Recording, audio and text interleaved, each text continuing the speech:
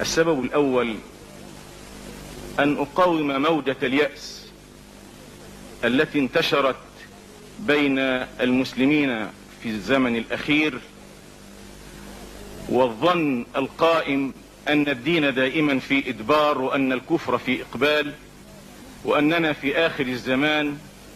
وأنه لن تقوم للإسلام دولة ولن ترتفع له راية.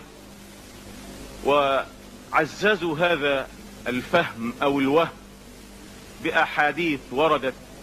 في الفتن وأشراط الساعة، ظنوا معها أنه لا فائدة من عمل يرجى ولا من إصلاح ينشد، واعتمدوا على أحاديث مثل حديث بدأ الإسلام غريبا وسيعود غريبا كما بدأ فطوبى للغرباء، مع أن في روايات هذا الحديث قيل ومن الغرباء